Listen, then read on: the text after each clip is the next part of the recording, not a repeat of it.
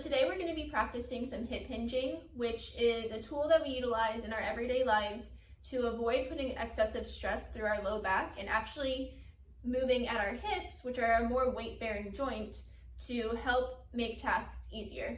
So with hip hinging, what we're going to be doing is using a stick to learn to maintain a nice upright posture while learning to bend at our hips.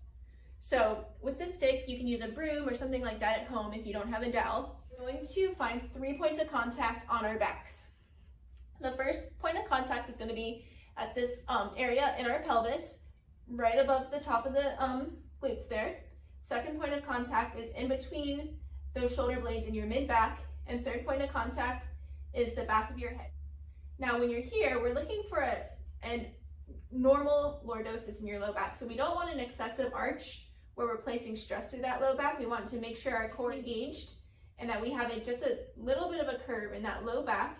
And there's also going to be a little bit of curve behind the back of our necks here. So once you find 3 points of contact with that back, start with a slight bend in those knees. And as you lean forward, you're actually going to stick your butt back and maintain contact with the stick and keeping a nice straight back as you bend forward. And now bringing the hips forward, coming straight up. Again, a little bit of bend in those knees, maintaining contact all 3 points. We're bending forward, making sure that that stick does not come off those 3 points of contact. Now, if you find yourself going to lean forward and this low part of the stick comes off of the pelvis, that means you're starting to bend through that back. So if you find yourself getting to about here, just hold about 3 seconds and then come up. Practice working within that range, and then we will progress to a lower position. Now, if you find yourself struggling to maintain your head position with the dowel when doing your hip hinging, what you can do is actually just grab a towel and wrap it around the top part of your dowel. And that will just give you a little bit of extra support to get that head back into a proper positioning when you're learning to hip hinge. So you're still going to maintain all 3 points of contact. So you're looking for contact on that pelvis, in that mid-back, and now you have the towel to rest your head against, and we're going to maintain this as we hip hinge forward.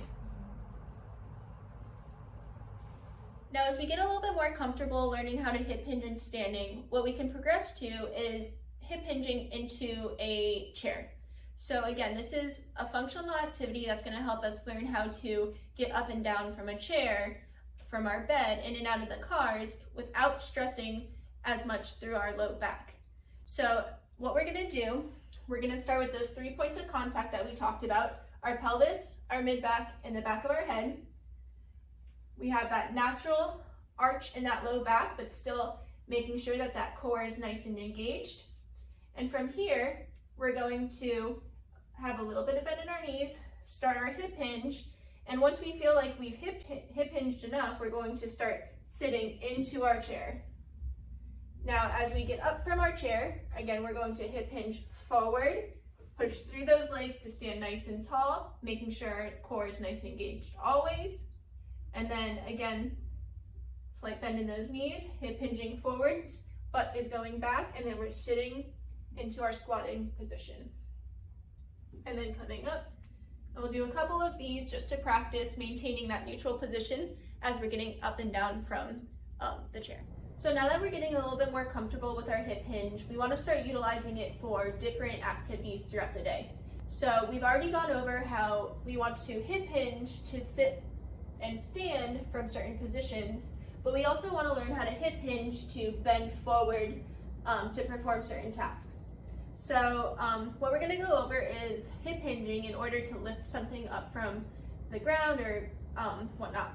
So what we're going to do is we're going to start in our nice, good posture. So again, we want our back to stay nice and straight, and we want to make sure our core is engaged always. And from here, rather than going to bend into our backs to reach for the item on the floor, what we're going to do is we're going to start with a little bit of bend in those knees. Think about pushing those hips back so that we're hinging at the hips and not stressing through our low back.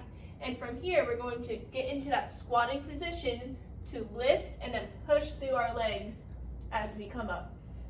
And again, to put the item down, we're going to push those hips back, coming into a nice hip hinge, maintaining a nice straight back, squatting into our legs, and then placing the item down, coming back to a standing position.